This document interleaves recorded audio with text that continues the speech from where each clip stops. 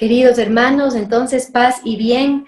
Hoy tenemos nuevamente nuestra reunión en que vamos a hablar sobre este tema importante que es la diferencia entre ser religiosos y ser espirituales. ¿Qué diferencia hay entre religiosidad y espiritualidad? Nos planteamos esta pregunta que Jesús se hace, que nos hace a todos nosotros. ¿Encontrará fe cuando Él vuelva en la tierra? Esto encontramos en Lucas 18, en el versículo 8. Es una pregunta que el Papa Benedicto en una de sus homilías decía que esta pregunta es válida para todas las épocas. Para cada época en que vivimos nos tenemos que hacer esa pregunta, porque esa pregunta empieza con un pero ¿encontrará fe Jesús cuando Él vuelva en la tierra? ¿No? Ese pero hace que nos preguntemos cada uno de nosotros si es que la fe que nosotros estamos teniendo es fe verdadera. Y vamos a comenzar a diferenciar entre una fe verdadera y una fe solamente de palabra, una fe que solamente es de decir creo en Jesucristo y nada más. Entonces vamos a ver hoy día con la palabra de Dios qué significa todas estas cosas. Voy a tomar ejemplos de la palabra de Dios para poder profundizar en este tema y nosotros comenzar a ser personas que caminemos verdaderamente en la fe que nuestro Señor Jesucristo quiere encontrar cuando Él vuelva, porque Él quiere encontrar un tipo de fe que está perfectamente descrita en los evangelios por nuestro Señor. Y vamos a ver qué tipo de fe es el que quiere Él encontrar cuando Él venga, ¿no? Nosotros sabemos que la fe primero es un don de Dios, es un regalo de Dios, ¿no es cierto? Es una de las 3 virtudes teologales que la Iglesia mismo dice que nosotros podemos pedir al Padre, pedir al Espíritu Santo por fe, ¿no? Como dice, creo, Señor, pero aumenta mi fe, como decía Santo Tomás cuando pidió al Señor que meta sus manos en el costado, si podía meter sus manos en el costado del Señor, ¿no?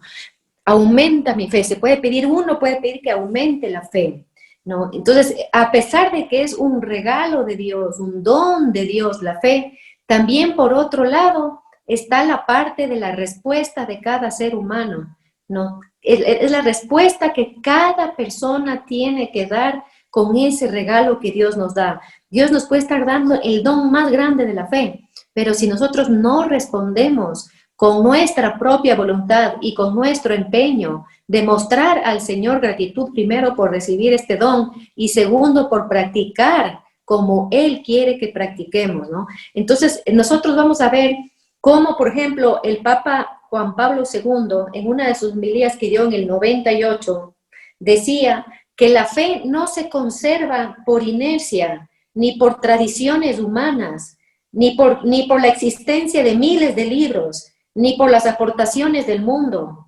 ¿no? Dice, no, nada de eso te hace conservar la fe, nada de eso, y nosotros podemos hoy, a ejemplo que nos muestra el Evangelio, de quienes el Señor muchas veces se refirió en el Evangelio, que fueron los escribas, los fariseos, para darnos a entender hoy, para la iglesia de hoy, para cada uno de nosotros, una enfermedad que todavía existe en la iglesia, que voy a describir un poquito de los fariseos, de los escribas, de los saduceos, es que es una enfermedad que vive el pueblo de Dios y no es del pasado, es una enfermedad que vive hoy el pueblo de Dios también.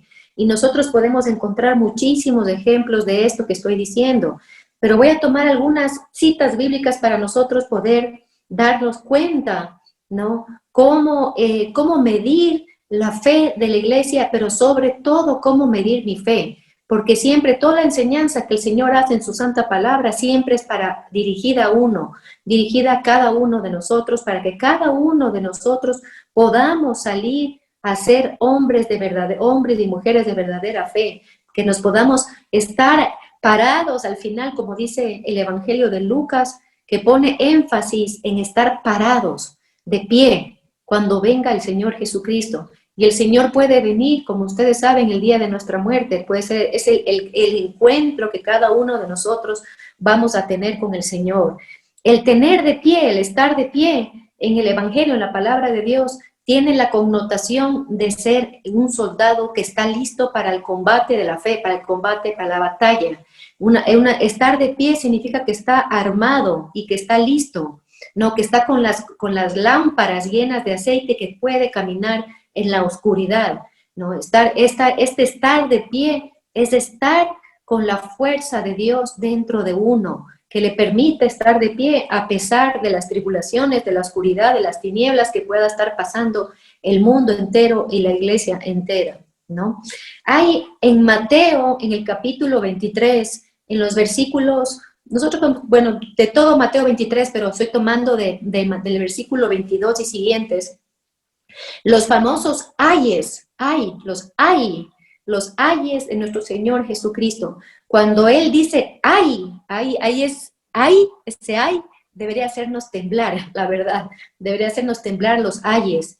Y hay 7 ayes, así se llaman los 7 ayes de nuestro Señor Jesucristo, que dirige a los fariseos y a los escribas. ¿Y qué les dice a los fariseos y a los escribas con estos ayes? Yo de los 7 tomé 2 o 3 para poner solamente ejemplo y poder nosotros comprender a qué se refiere el Señor cuando dice tener verdadera fe y tener una fe solamente de nombre, por decir, ¿no? Y un poquito de historia para poder comprender por qué el Señor dirigía esos ayes tremendos y fuertes a los fariseos, a los escribas y a los saduceos. Nosotros saber primero que los fariseos, más o menos aproximadamente, fueron creados más o menos entre 250 años antes de Jesucristo. Y este grupo nació dentro del pueblo judío para defender la verdadera fe. Fariseo viene farisayo griego, que significa los apartados, ¿no? Los fariseos significa literalmente apartado.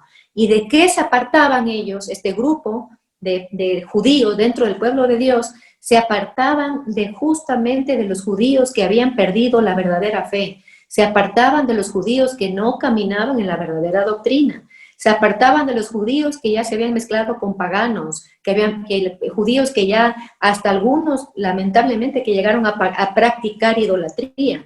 Entonces, viendo cómo estaba en esa época de los macabeos, que es en el tiempo donde nacen los fariseos, cómo estaba el pueblo judío, cuán débil estaba la fe del pueblo judío, nacen los fariseos para defender la fe verdadera.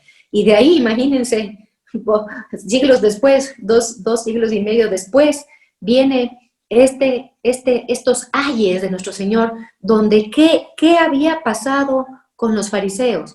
¿Qué quiere decir esto un poco la historia de los fariseos? Puede ser también historia de cada uno de nosotros, historia de muchos de nuestros sacerdotes, de todo el pueblo de Dios también, y que estos ayes también Jesucristo dirige a través de su palabra a hoy. Como ustedes saben, la palabra de Dios es para hoy, actual, ¿no? ¿Y por qué? ¿Qué nos puede pasar? Que nosotros podemos empezar nuestro camino de fe con mucho entusiasmo como los fariseos, con mucho deseo de defender la fe, con mucho deseo de verdaderamente caminar en los caminos del Señor, de entrega, de sacrificios, y después se puede convertir simplemente una práctica ritual y nada más. Se puede convertir nuestra fe solamente en actos externos, ¿no? En actos que yo solamente lo hago primero para que vean los demás cuán religioso soy, cuán profundo soy, para que vean qué maravilla cómo oro, qué maravilla cómo hago tal obra, y esos sentimientos se van quedando y se van quedando en nuestro corazón hasta corromper nuestro corazón, hasta corroer, como corroer, cuando se corroe un metal. Así se comienza a corroer nuestro corazón con esas cosas que pueden pasar hasta sin darnos cuenta. Entonces, hoy vamos a ver cómo podemos hacer para no caer en eso, para no caer en ese tipo de problema, ¿no? Por ejemplo, los escribas, en cambio, los escribas de ellos no se sabe mucho, la historia no dice mucho de cómo eran, de dónde salieron, ni quiénes eran. Lo único que se sabe es que eran ellos los encargados de transcribir la palabra de Dios, la Torá, la Misná, ¿no? Que eran todos los libros judíos sagrados que contenían la palabra de Dios, y transcribían, pero tenían una serie de preceptos, pero que ustedes se asombrarían, ¿no? Que, por ejemplo, cuando iban a escribir la palabra Yahvé, o sea, la palabra Dios, ellos se tenían que bañar 7 veces, y bueno, una serie de cosas que para no hacer muy largo les resumo nada más, y que en el tiempo del Señor también está dentro de estos ayes, porque aquí es ay de vosotros, escribas y fariseos hipócritas. Es esa frase, ese conjunto, ay, el ay de Jesús que hay que tener, como digo, temor, ay, ¿no? De ustedes, vosotros, hipócritas. Termina con la palabra hipócritas, que es una palabra bastante fuerte. ¿Y qué tiene que ver, digamos, ustedes pueden decir que tiene que ver la hipocresía ahora en la iglesia, en mí, en cada uno de nosotros, ¿no?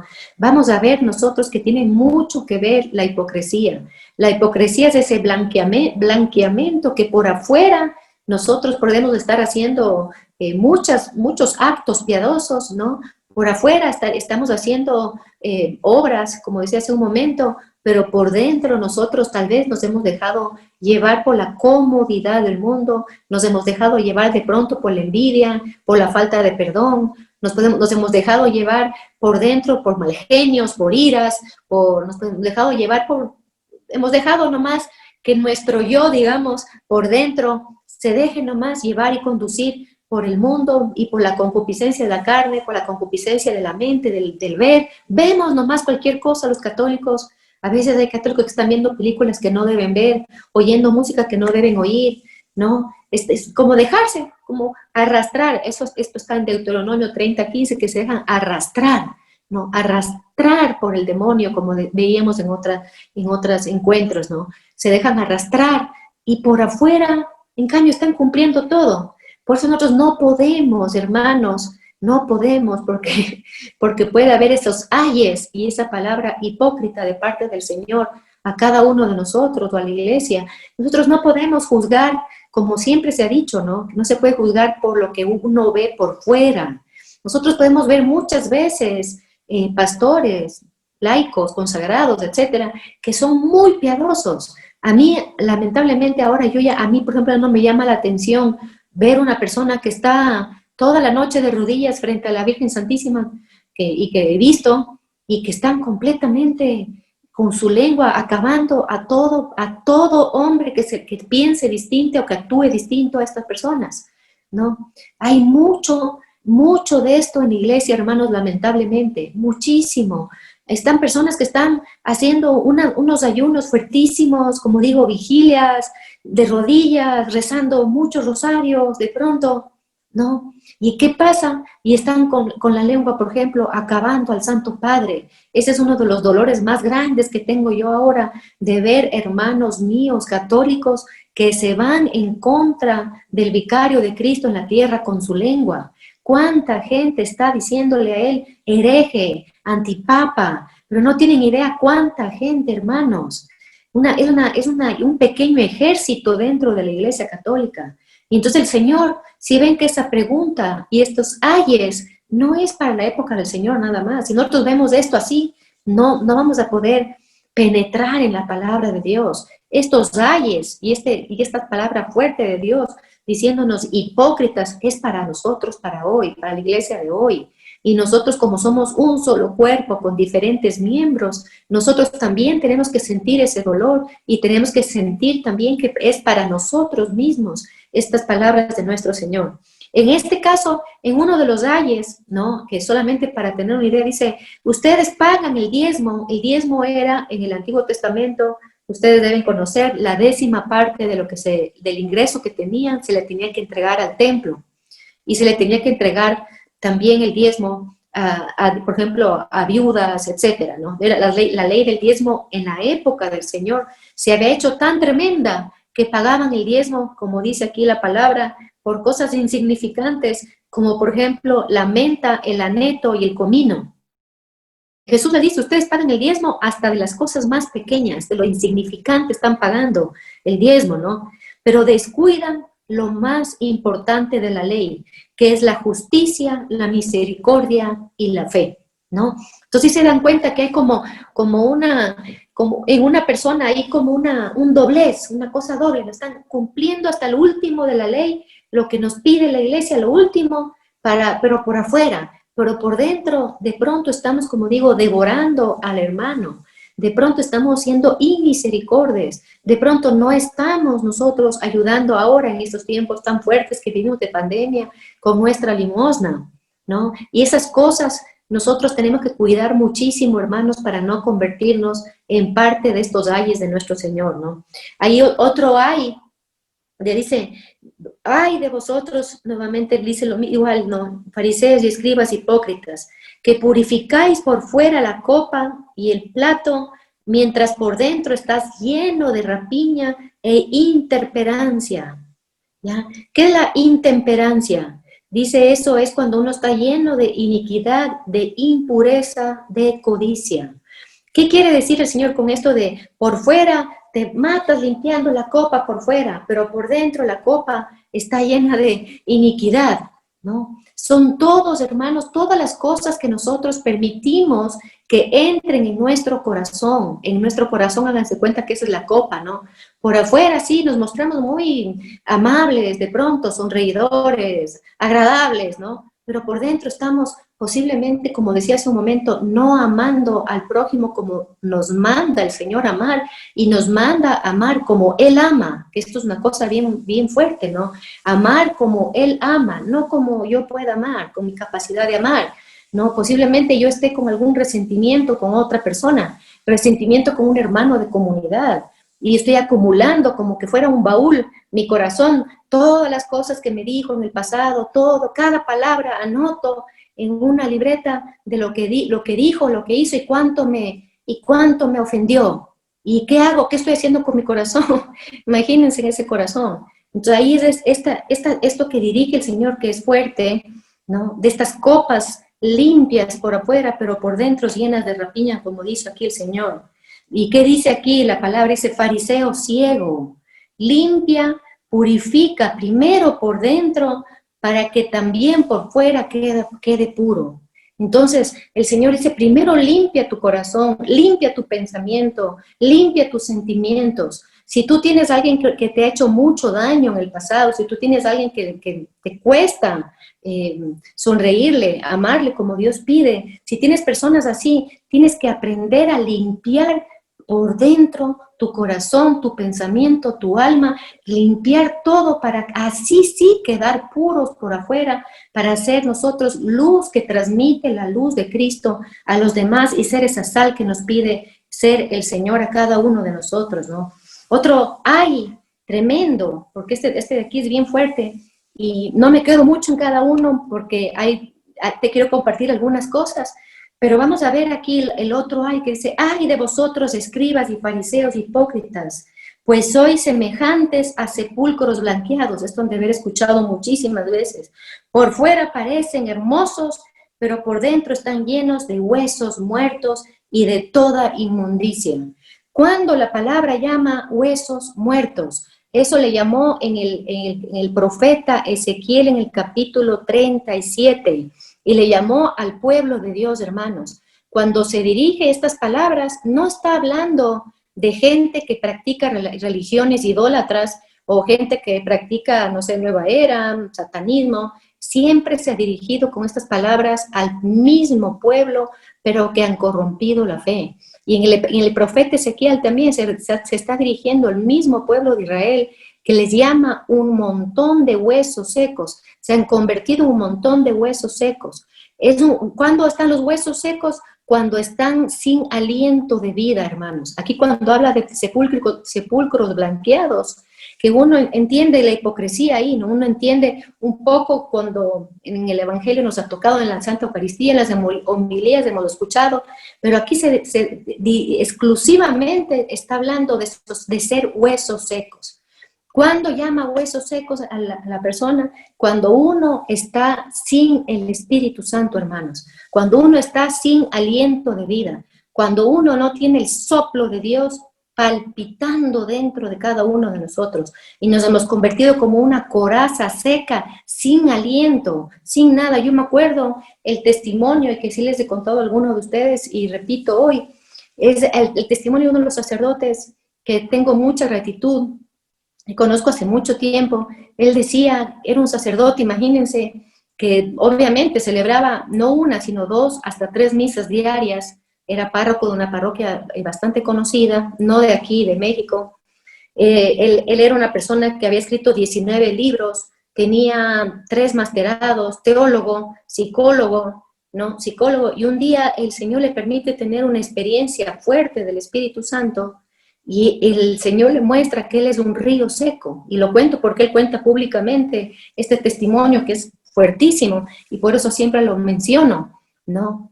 Le muestra que Él es un río seco, pero cuando Él ve, y dice que es primera vez que tuvo una visión de Dios frente al Santísimo, dice él que él cuando vio el río seco dijo, la iglesia está seca, Señor, mi parroquia está seca, Señor, menos uno no se imagina que está como estos huesos secos, y cuando uno lee esto de los sepulcros blanqueados, uno no se imagina ni en 1000 años que es uno se ve, se ve literalmente como un sepulcro blanco, pero no ve los huesos secos que tenemos, que podríamos tener adentro, hermanos. Este sacerdote servía a Dios día y noche. Él era una persona que se dedicó se dedicó a las sectas y convirtió a muchas personas al catolicismo. O sea, no era cualquier sacerdote.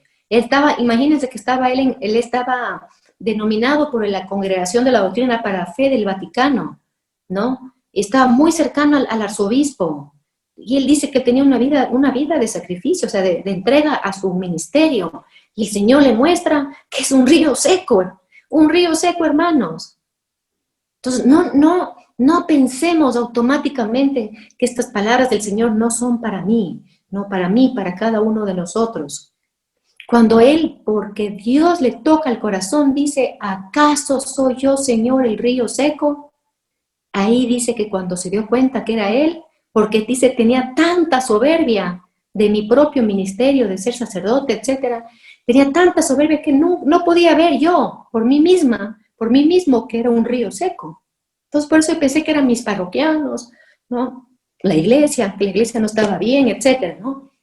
Y cuando él ve el río seco que era él, y se comienza a quebrantar, y comienza a llorar, y comienza a pedir a Dios, y le comienza a decir, manda tu agua, Señor, límpiame, lávame, purifícame, manda tú. Entonces, esto de aquí que es fuerte, del sepulcro blanqueado, como digo, nosotros podemos tener aquí siempre un examen de conciencia, un examen de nuestro interior, de ver cuán llenos estamos del aliento de vida que es el Espíritu Santo, cuán llenos estamos de Dios mismo, cuán llenos estamos de la presencia de Dios dentro de nosotros. Acordémonos que somos templos vivos del Espíritu Santo, pero cuando nos convertimos en esos fariseos, en esos escribas que estaban en la última puntita de la ley, viendo cada cosita, ¿no? Muy meticulosos, y una de las características de los fariseos era que ellos, a la ley que ya estaba escrita, que ya era bastante compleja del Antiguo Testamento, tenían, imaginen, más de 600 leyes para cumplir.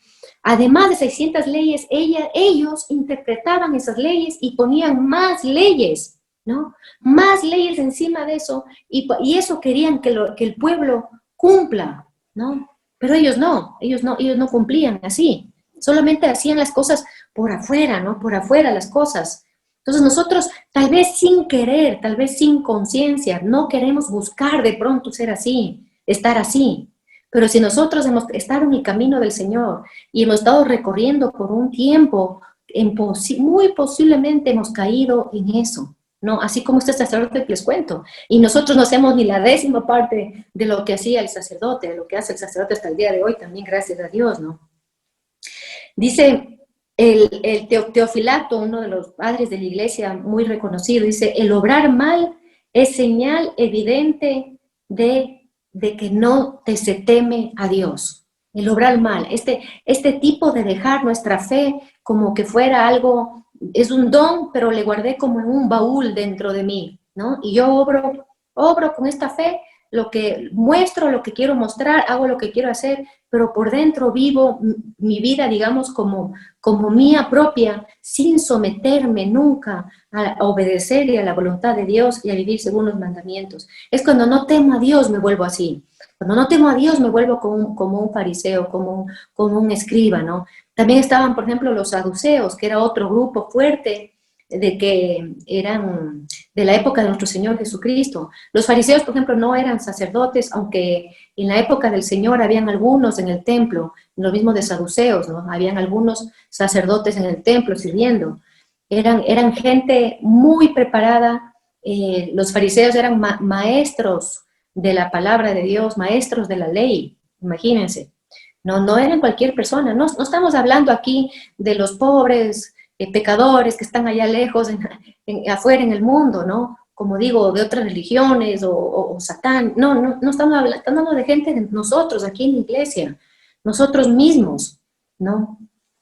Nosotros podemos ver entonces que el que no teme a Dios, el que ya perdió ese temor de Dios, el que perdió ese temor de poderse condenar y no salvarse, el que cree que ya está salvado, el que cree que ya, porque hago esto y esto, yo ya estoy salvado y no tengo ni un poquito de temor. Uno tiene que pedir al Señor con urgencia que nos ponga ese temor a Dios, ese temor de poder nosotros posiblemente condenarnos o de no salvarnos. Nosotros no pensamos así, los católicos no pensamos en que posiblemente nos podemos condenar, porque con nuestra boca estamos condenando posiblemente a la gente que esté en pecado que alrededor nuestro. Estamos viendo a todas las personas que están alrededor nuestro, todos están equivocados, todos están mal, todos están en pecado, pero uno no. Si ven cuán sepulcro blanqueado somos, esa copa que llama el Señor, que nos matamos limpiando por afuera, pero por dentro,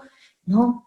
Nosotros no podemos tener esas pugnas que hay también a veces en la iglesia entre los movimientos, ¿no? Lo que hemos hablado en otras ocasiones, mi movimiento es mejor que el tuyo, o yo me creo que ya, porque estoy en tal movimiento, significa que yo ya soy súper espiritual y estoy lista, ¿no? Y no es así. Este padre de la iglesia nos dice, no, nosotros tenemos que tener ese temor de Dios todos los días de nuestra vida, todos los días de nuestra vida, nosotros rogar, de verdad, hermano, les digo de todo corazón, rogar a Dios que nos salve todos los días, todos los días. Y yo sé que es una gracia de Dios, y por gracia de Dios he estado últimamente repitiendo esa oración, que por favor me salve, rogándole que me salve, pero rogándole de todo corazón, con toda mi alma, ¿no? Es una gracia y uno debe pedir eso y tener siempre conciencia de eso, hermanos, es importantísimo, ¿no? Dice, San Agustín dice que cuando nosotros cuando oramos a Dios, dice, se vuelve inútil nuestra oración cuando nosotros solamente creemos en Dios, ¿no? Lo que hemos dicho en otras ocasiones, no solo basta decirte creo en Él, sino tengo que creerle a Él. ¿A quién? A nuestro Señor. Creerle a Él. Y creerle a Él es hacer carne todo lo que Él me diga a mí. No creer en Él, ¿no? La iglesia no puede componerse de personas que creen en Él.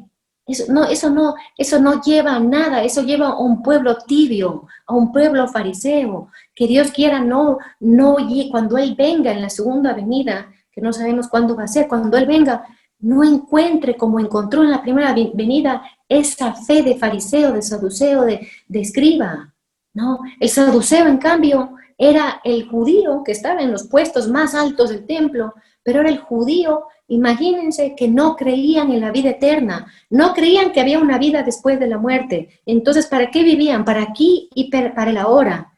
Y creían que ser bendito de Dios era contar con todo lo necesario para vivir aquí en la tierra y punto final. ¿Les suena parecido a esto?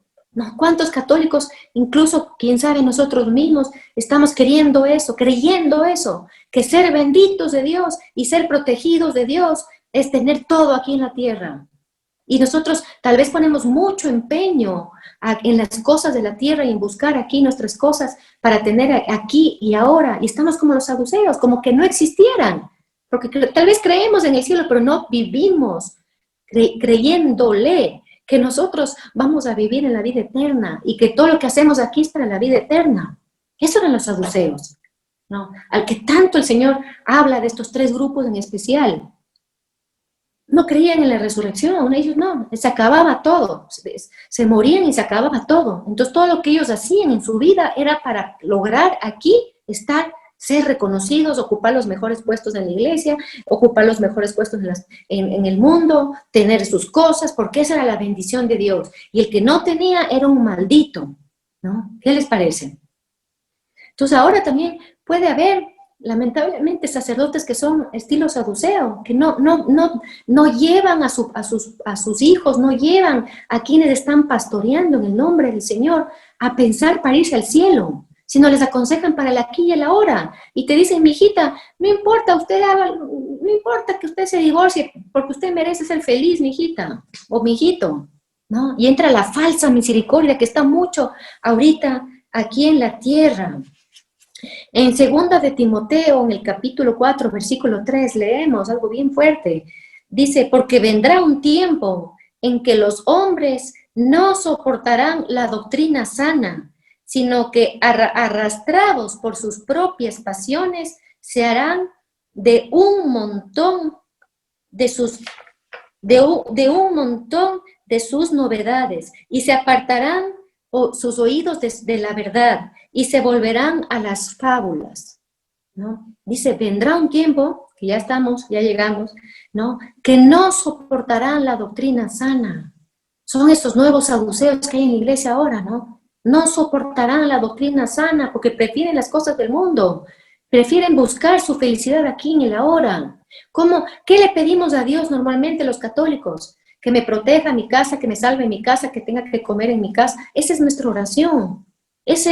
¿Cómo puede ser? No vivimos pensando en nuestra parte escatológica, nuestra vida, en las postrimerías, no pensamos, ¿no? Siempre nuestras oraciones es, sánale a mi hijo, cuídale a mi hijo, dale de comer a mi hijo, o a mi esposo, o a lo que sea, ¿no? Nada más, se acabó, punto, punto.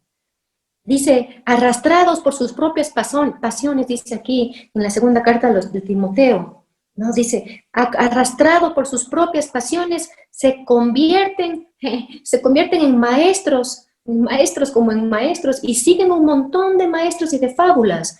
Eso estamos también viviendo aquí en la iglesia, hermanos.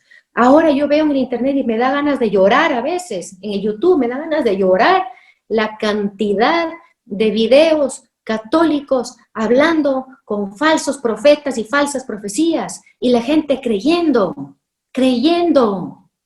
¿no? ¿Cómo podemos ser así? Nos estamos yendo, así nos estamos yendo como que no tuviéramos un pastor, como que no tuviéramos un Cristo que está encima dándonos la verdad. La verdad tiene el Señor y la verdad de Él está en el Evangelio y la verdad está custodiada por la doctrina y está con la cabeza nuestro Papa. ¿Cuánta gente está diciendo cada cosa, ¿no? Que no se pongan, que si viene la vacuna, que no se pongan la vacuna, porque la vacuna viene con el anticristo, ¿no? Unas cosas que uno dice, no puede ser, no puede ser. Es unas cosas que a mí me llaman la atención, cuántos católicos están entrando en este tipo de falsas doctrinas y de fábulas, como dice aquí segunda de Timoteo. No, me impresiona cómo dice, no, se apartarán sus oídos de la verdad, pero creen que están en la verdad.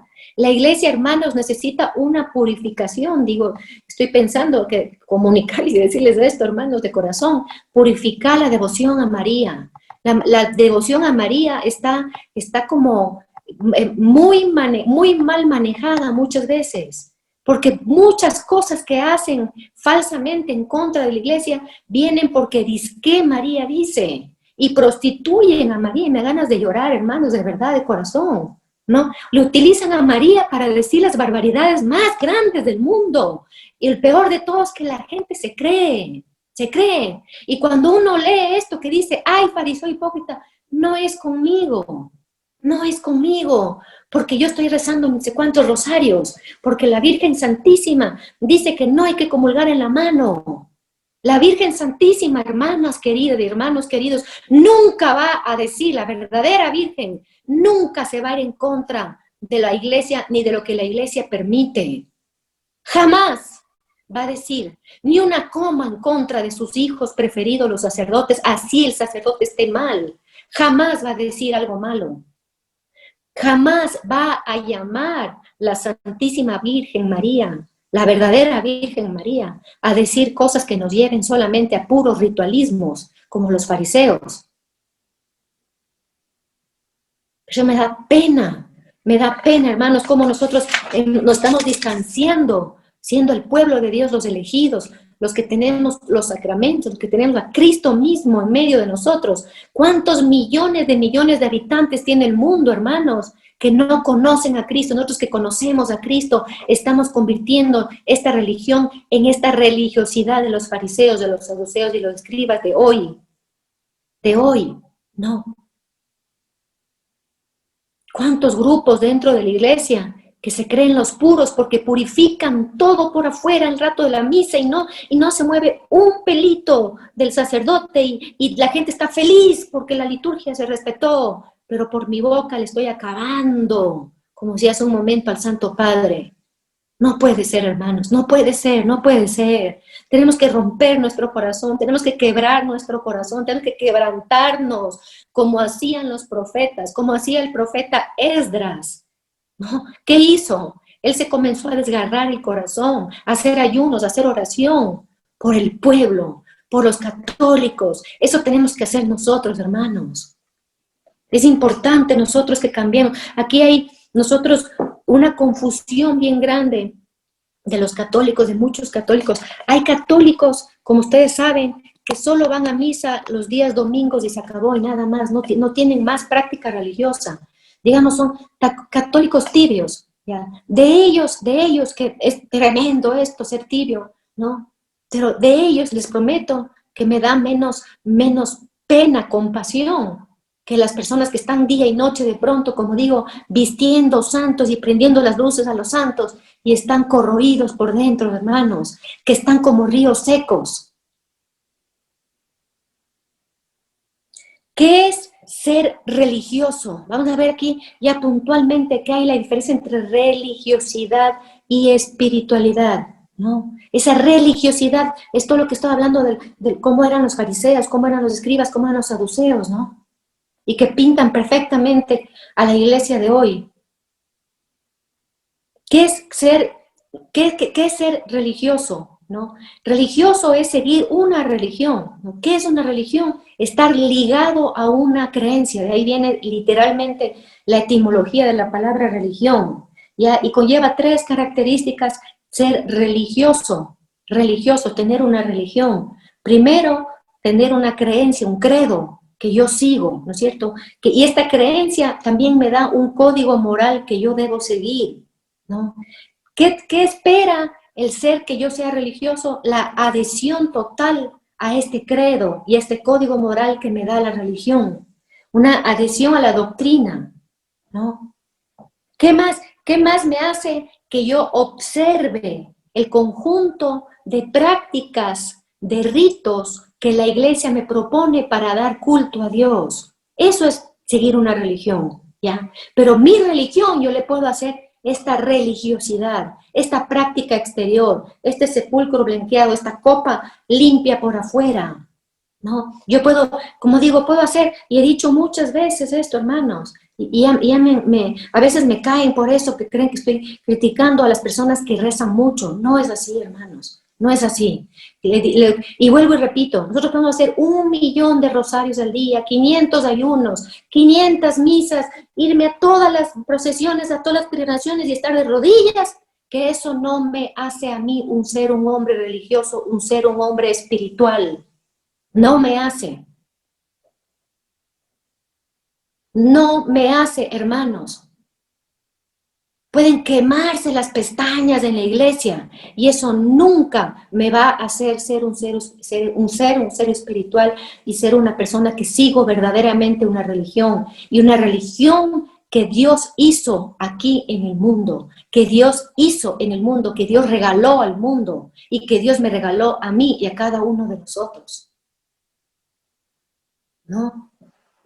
Hay una diferencia muy grande, entonces, en que yo practique. Vean, hay gente que yo veo que a veces están, como digo, no estoy hablando de nadie en particular, les digo hermanos de todo corazón, en general, de lo que muchas veces uno ve y que a veces uno dice, Diosito, ayúdame primero a mí, a blanquear yo primero, a purificarme yo primero, y ayuda a purificar y a limpiar la iglesia, Señor. ¿No? Gente que puede estar hasta con mantillas, ¿no? ¿Tiene de malo la mantilla? No, no, sino cómo lo uso. ¿Tiene de malo hacer los 500 rosarios, las 1000 misas? No, bendito sea Dios, que haces muchos rosarios al día, o que tienes esa práctica maravillosa, potente del rosario. Pero no me sirve de nada si tengo estas características de estos ayes, que yo les pido de favor, hermanos, que cada uno después lea Mateo 23, todos los 7 ayes, pero dirigido a cada uno de nosotros, ¿no?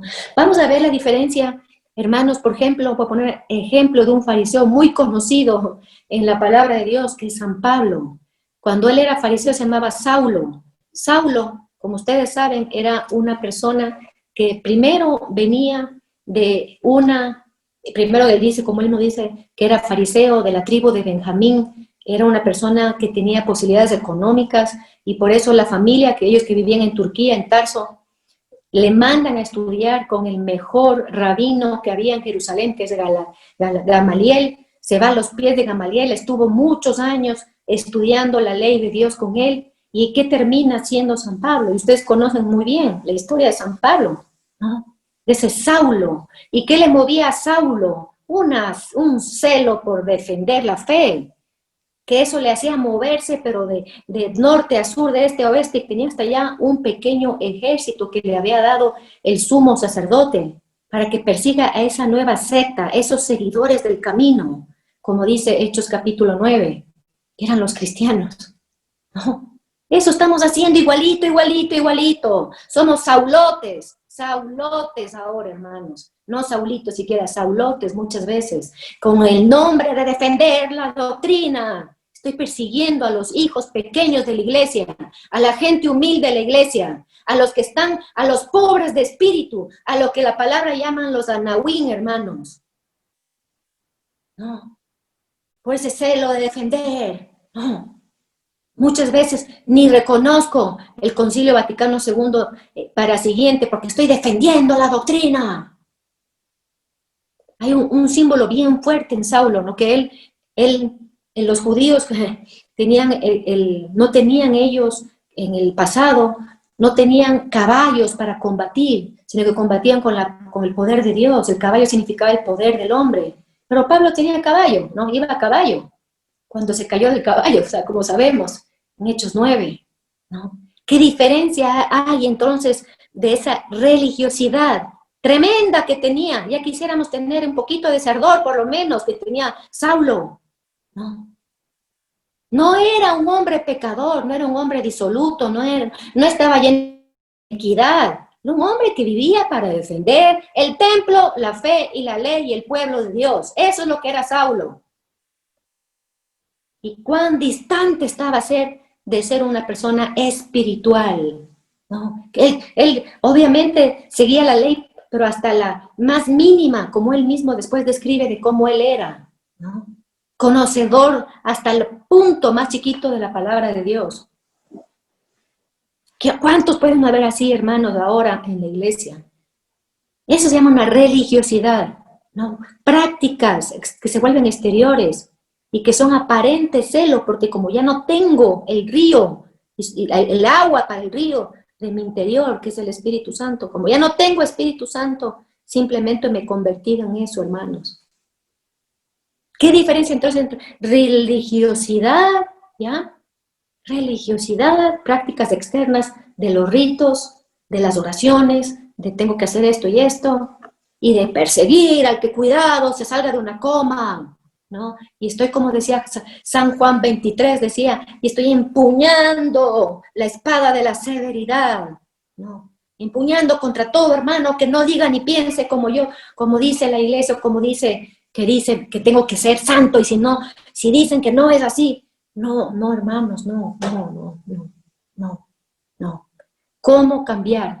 ¿Cómo ser espirituales? La palabra espiritual viene del griego de neumonología, y nosotros tenemos que ser neumas. ¿Qué significa un ser espiritual? La palabra espiritualidad viene directamente de una persona que recibe la acción del Espíritu Santo dentro de uno. Dentro de uno. Nosotros podemos ver claramente la diferencia en este testimonio que les cuento de este sacerdote y de ni se diga de Saulo y Pablo, ¿no?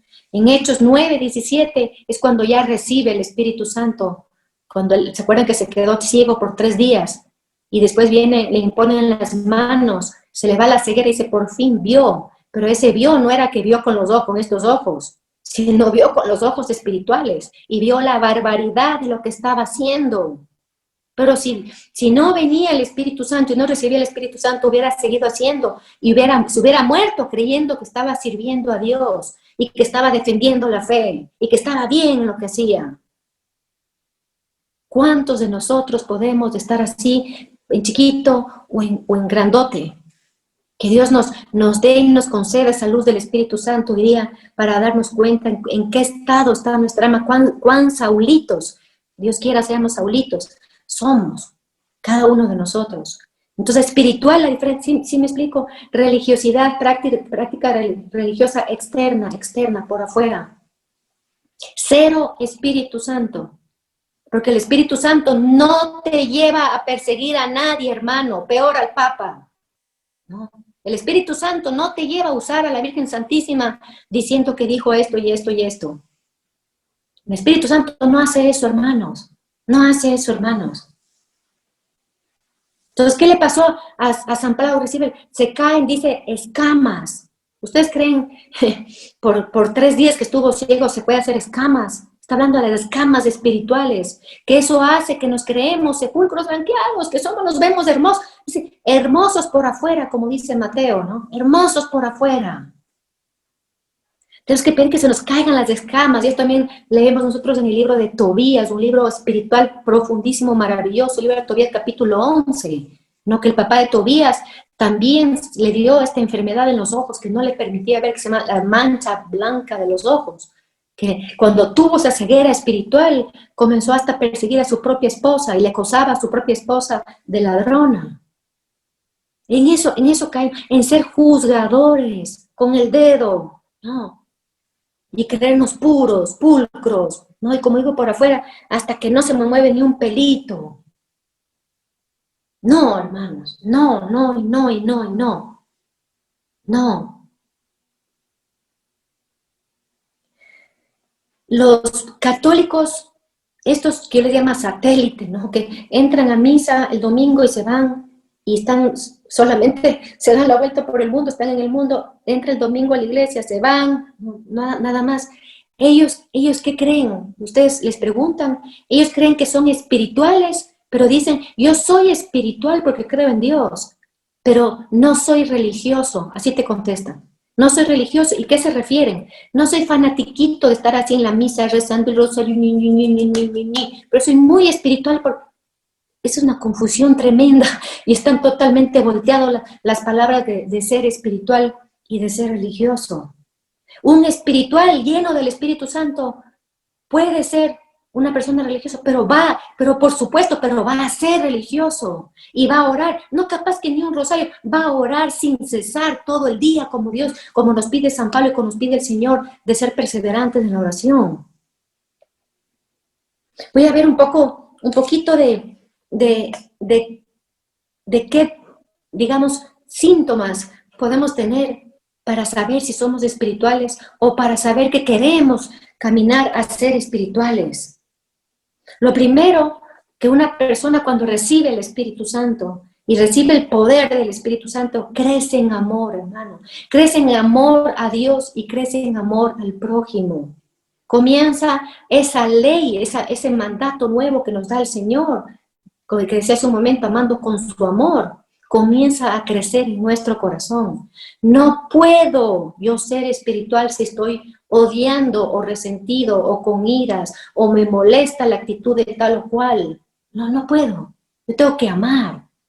¿Ya? Y si digo cosas como estoy diciendo de personas que están criticando al Santo Padre, lo digo con dolor, lo digo con amor, no por criticar ni juzgar.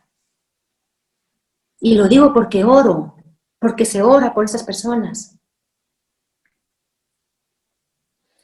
Una de las características es reconocer a Dios en todo y en todas las cosas. Todo viene de Dios. Dios está encima de todo lo que hablamos del gobierno de Dios. Dios gobierna todo y Él está en todas las causas en mí.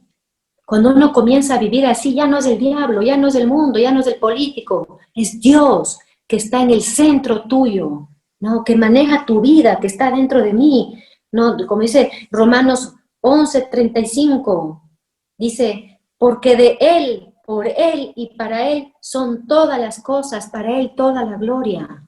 Cuando uno comienza a dar la gloria a Él de todas las cosas, hermanos, cuando uno comienza cada vez a hacerse más pequeño y más grande el Señor, cuando uno comienza a quitar del centro de tu vida a ti mismo, ¿ya? Porque normalmente vivimos solo pensando en nosotros, cuánto nos duele esto, cuánto nos esforzamos, cuánto hacemos de esto, qué trabajo que tenemos, qué barbaridad, qué cruz que cargo, qué horror, mi esposo es una cruz. Estás centrado en ti, estás centrado en ti, no eres una persona espiritual. Lo que viene el Espíritu Santo es como que dice permiso, no, permiso, tu yo humano, tu yo mundano, tu yo de inclinación al mal, váyase a un ladito, váyase, ¿no? O desaparezca, purifique, esa es una purificación de corazón, y ya el centro de tu vida y tu corazón se convierte en Cristo, y uno se vuelve cristocéntrico de verdad, de todo corazón, ¿no? Después, otra cosa importantísima de una persona espiritual es reconocer que toda capacidad y toda fuerza me viene de Dios, como dice 2 Corintios 3:2. Esta es la confianza que tenemos delante de Dios por Cristo. No que por nosotros mismos seamos capaces de atribuirnos cosa alguna como propia nuestra, sino que nuestra capacidad viene de Dios. No nos atribuimos cosa alguna como nuestra. Nada, nada. Somos esos pobres, esos anahuines. Somos esos pobres de Dios, pobres de espíritu. Y todo viene de Él, ¿no? Y dice, otro signo importante también, hermanos, de una persona espiritual, es lo que nos dice Santiago 2 en el versículo 18. Muestra tu fe sin obras y yo por mis obras te mostraré mi fe. ¿Ya? No puedo yo decir creo en Dios y mis obras no muestran que yo creo en Dios. No, yo puedo matarme diciendo cosas y mis obras no es hacer cosas. No. ¿Cuáles son las obras agradables a Dios? ¿Qué es lo que Dios nos pone dentro de, dice, como dice Gálatas 6, versículo 9, no te canses de obrar el bien. Eso es, obrar el bien. Ese es el obrar. Eso es lo que va a mostrar tu fe. Eso es lo que va a mostrar tu espiritualidad. Que tú no te canses de obrar el bien con los demás, con toda la gente que te rodea, con la gente que Dios te ha dado a ti. Otro signo importantísimo de una persona espiritual es que camina en fe. Pero no de esa forma, hermanos, que ahora un poquito oigo también que está como, digamos, utilizando una palabra mundana de moda, ¿no? Diciendo, declaro que el Señor hoy, este día, traerá bendición sobre mí, ¿no? Y camino en fe. Pero viene la más mínima tribulación y la persona tiembla. Porque no se trata de que el camino en fe, proclamar, declarar. Yo puedo proclamar y declarar cuando yo vivo por dentro, verdaderamente, a Cristo dentro de mí y estoy verdaderamente dirigida por el Espíritu Santo y ahí sí puedo yo de pronto proclamar y declarar. No es cuestión no solamente de decir declaro en el nombre de Jesús tal cosa. No, eso no es caminar en fe. ¿No? Caminar en fe es cuando tú no ves nada, hermano, cuando estás caminando en oscuridad total, ¿no? Ese caminar de Abraham, ese caminar de Moisés que hemos hablado en otras ocasiones, es una confianza y un abandono total a los planes de Dios, que ni siquiera te preguntas cómo va a ser mañana. Eso es caminar en fe, ¿no? No tienes idea qué va a pasar en el futuro, pero ni te importa, porque tú caminas en el Señor y con el Señor al lado. No te importa el mañana. Eso significa caminar en fe. Eso es una persona espiritual, ¿no? No solo de boca para afuera, ¿no? De decir las cosas. Esto es importante. Orígenes, que es este padre de la iglesia que siempre menciono, Él dice que hay una diferencia que el mismo Señor los muestra en los evangelios entre los discípulos de Él y el pueblo de Dios, el pueblo en general, ¿no? A los discípulos es quien Jesús les llama a formar el resto, los elegidos. A los discípulos es a quien Él revela cosas profundas de la fe, a los discípulos. ¿Quiénes son los discípulos que están cerca de Él? Los que están sentados a los pies a escuchar la voz del Maestro, los que se dejan conducir como el buen pastor. Los que dicen lo que hemos dicho en el Salmo 23, ¿no? Que nosotros podemos hoy día hacer como pregunta, ¿no? ¿Qué es esto que Jesús nos dice? El Señor es mi pastor y nada me falta. Pero no voy a decir como una sentencia, como debe ser, sino es, el Señor es mi pastor, nada me falta. ¿No? ¿Cuántas veces estamos quejándonos que nos falta esto? Estamos tan necesitados de tantas cosas que no decimos, el Señor es mi pastor, nada me falta. Nada me falta. Como diciendo, me falta muchas cosas, me falta todo. ¿No? Cuando el Señor cuando eres un verdadero discípulo, nada te falta de verdad, nada te falta. Porque sabes que todo lo que tú tienes, todo lo que tú pasas, es porque Dios le permite y porque Dios está junto a ti y porque Dios sostiene tu mano en cada momento. Otra cosa, otro signo de ser espiritual, hermanos, es orar sin cesar. Ya no es que solamente oro de mañana, me consagro, le entrego a la mañana al día, chao, Señor. Tal vez hasta me fui a misa, salí de misa, hasta luego, vivo mi vida después totalmente mundana y de noche me acuerdo otra vez y hago un Padre Nuestro, se acabó. No. Cuando el Espíritu Santo está vivo en ti, tú vives el día entero orando. El día, tu día se convierte en oración. Cada cosa que tú haces, estés trabajando, limpiando la casa, lo que sea, ¿no? Dando con lo hago, se convierte en una oración. Y ahí se convierte en ese orar sin cesar de Primera de Tesalonicenses 5:16, por ejemplo, ¿no? O de orar constantemente, como está en Romanos 12:12, ser perseverantes en la oración. Como dice el versículo 9, dice que no dejemos nosotros de extinguir el Espíritu Santo, sin dejar extinguir el Espíritu Santo, siempre estar prendidos con el Espíritu Santo, porque de verdad, hermanos, si no vivimos así, corremos el riesgo de ser ríos secos, como veía este sacerdote, tal cual.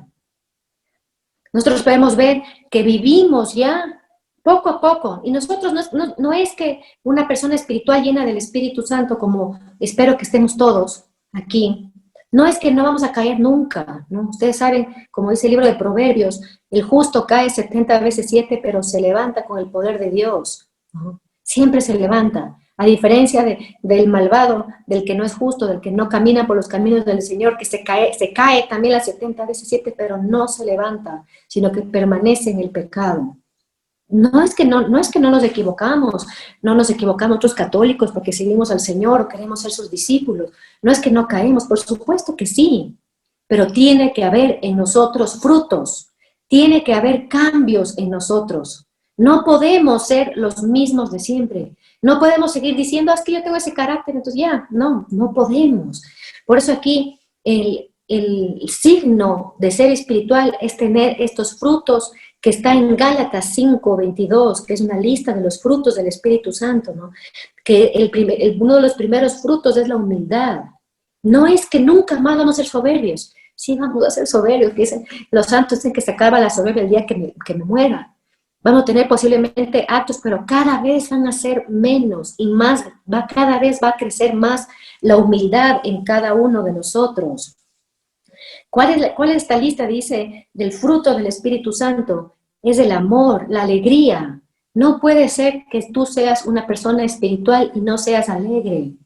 Si no estás alegre, si estás frustrado, a pesar de que estás yendo a misa y haciendo el rosario, es que te volviste en una persona de religiosidad, de prácticas, ¿no? De para afuera. Si estás frustrado con iras, con ansiedad, con depresión, puedes tener momentos lógicamente así, ¿no? Pero vuelvo y repito, la fuerza de Dios me levanta.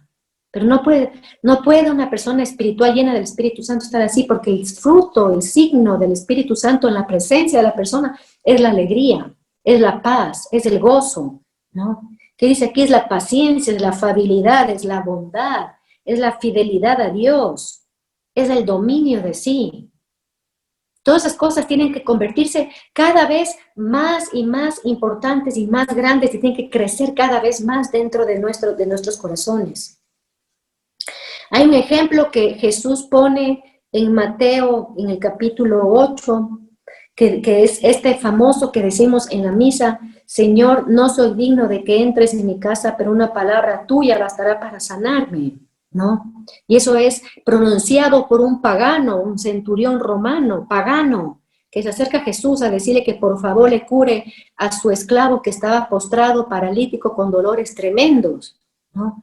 Y el Señor se sorprende de lo que dice: una palabra tuya y bastará, no necesito que entres a mi casa porque no soy digno, Señor. ¿Y qué contesta Jesús? Él le dice: en ninguna parte del pueblo entero de Israel he encontrado una fe semejante como la tuya, que se haga como tú pides, que se haga como tú pides, ¿no? Así que la fe, esa fe, podemos encontrar en lo que nosotros posiblemente veamos a nuestros ojos en paganos o en alejados de la fe porque no van a misa todos los días. Nos podemos sorprender la fe grande que pueden tener esas personas que de pronto no son llenos de prácticas religiosas. Ahora, puede una persona, como decía hace un momento, ser espiritual y tener práctica, pero seguro, ¿no? Pero puede también una persona espiritual, o sea, llena del Espíritu Santo, conducida por el Espíritu Santo, guiada por el Espíritu Santo, por ejemplo, por poner un ejemplo, no rezar el rosario, ¿sí? Les pongo un ejemplo de una santa, ¿no? Santa Teresita del Niño Jesús, ella no soportaba háganme hacer cualquier cosa, pero un rosario me duermo, y se dormía, y no dejó de ser santa por no rezar el rosario. Sí, no sé si me explico. El rosario sabemos que es el arma poderosa dada por la Virgen Santísima, la iglesia es un regalo de Dios, por supuesto, pero ¿cómo lo hacemos? Con la fuerza del Espíritu Santo dentro de mí, si no se convierte en una repetición, y nada más, ¿no? Conozco un sacerdote muy ungido del Espíritu Santo, muy, muy ungido del Espíritu Santo, español, de la Renovación Carismática Católica de allá, ¿no? Que él dice que hace muchos años no puede terminar un rosario porque cuando él está diciendo el Ave María, viene el don de lenguas a su boca y termina hablando en lenguas, ¿no? Entonces, no podemos nosotros juzgar y decir, la verdad es que no podemos juzgar nunca a nada ni a nadie, a nada ni a nadie, porque no sabemos el mover del Espíritu Santo que es particular en cada persona, y el don del Espíritu Santo se puede estar moviendo, como sabemos, de que sopla donde quiere el Señor, de diferente forma en cada uno de nosotros. En cada uno de nosotros. ¿Qué vamos a ver en común? Eso sí, en todos nosotros que estamos llenos del Espíritu Santo, ¿no? Aquí todos nosotros que estamos llenos del Espíritu Santo, Dios quiera. ¿Qué vamos a ver en común? Estos frutos, esta alegría, esta paz, esta paciencia, esta fidelidad, esta amabilidad, este amor, ¿no? Este amor, como San Pablo dice, que el amor tiene que ser mayor entre hermanos, entre los hermanos, entre los hijos de Dios, ¿no? Entonces, ya por la hora voy a terminar, hermanos. Tenía un poco más para compartirles sobre la fe, la importancia de tener una fe firme, fuerte, ¿no? Dice aquí los padres de la iglesia que cuando uno tiene la fe verdadera, la que viene del Espíritu Santo, con el impulso del Espíritu Santo, dice así, dice, es tal fuerza la fe que obra maravillas, lo consigue todo, dice aquí. Es un impulso, la fe es un impulso de confianza y de abandono. Con eso termino. La fe es un impulso de confianza y abandono por el cual, por el nombre de nuestro Señor Jesucristo, soy capaz de renunciar en apoyarme en mis propios pensamientos y en mis propias fuerzas para abandonarme completamente a la palabra de Dios. A la palabra de Dios, para abandonarme completamente en su acción. Parece fácil, pero no es fácil, hermano. ¿Quién hace eso en nosotros? Como decíamos, toda capacidad y toda fuerza viene de Dios. Dios hace en nosotros. Nosotros solamente hoy tenemos que decirle que sí. Queremos decirle, Señor, muéstrame, aunque sea un poquito, con una iluminación de conciencia, así como le mostraste a este sacerdote, si soy un río seco o un río con un poquito de agua, o quiero ser, Señor, un río con un caudal poderoso de agua que se mueva dentro de mí. Solemos agradecer al Señor por todas estas maravillas que nos da de su palabra. Leemos en Gálatas 5:25, si vivimos por el Espíritu, sigamos al Espíritu. Vosotros los espirituales, dice. Ahí habla de los espirituales, en Gálatas 5, qué bello. Voy a pedir al Espíritu Santo que venga en este momento a cada uno de nosotros. Le voy a rogar al Espíritu Santo que permita que cada uno de nosotros comencemos a experimentar esta fuerza, este don del Espíritu Santo, que dejemos de ser esas religiosidades, ese poquito que podamos tener o mucho de fariseo, de saduceo, de escriba, de esas enfermedades que habían en el tiempo del Señor y que siguen hoy en la iglesia. Te ruego, Señor mío, bendito Dios, bendito Espíritu Santo, implorando en el nombre de nuestro Señor Jesucristo, que vengas a tocar nuestra mente, para que renueves nuestra mente, para que cambies nuestros pensamientos, quites todo juicio de nuestra mente, Señor, quita toda maldad de nuestro corazón, quita, Señor mío, todo veneno que podamos tener en contra de nuestros hermanos, de todas las personas que tú has puesto para que sean, vivan alrededor nuestro y que son puestas por ti cada uno, ya sea un vecino, ya sea alguien que trabaja conmigo. Todos son puestos por el Señor para llevar el amor de Dios a estas personas, para llevar la gloria de Dios a estas personas. Te vengo a rogar, Señor, a suplicar para cada uno de nosotros, especialmente de mí también, Señor, que nos lleve, Señor mío, bendito Dios, a tener un corazón que anhela esa agua viva, ese Espíritu Santo, que vive conducido por el Espíritu Santo, para que deje todas las prácticas rituales de porque sí, para que comencemos a vivir la misa de manera espiritual, para que veamos en la misa todos los misterios que se abren delante de nuestros ojos espirituales, para que también cuando oremos el Santo Rosario o las alabanzas a Dios, lo hagamos con el Espíritu Santo, no de boca para afuera, y contemplemos los misterios benditos que nos das. Te damos gracias, Señor mío, bendito Jesús, porque siento la presencia viva del Espíritu Santo moviéndose en nosotros. Te doy gracias, bendito Jesús, bendito Rey. Gracias, Señor. Quita nuestras prácticas exteriores, Señor. Te doy gracias, Señor. Bendito y alabado seas, Jesús. Alabado sea Jesucristo.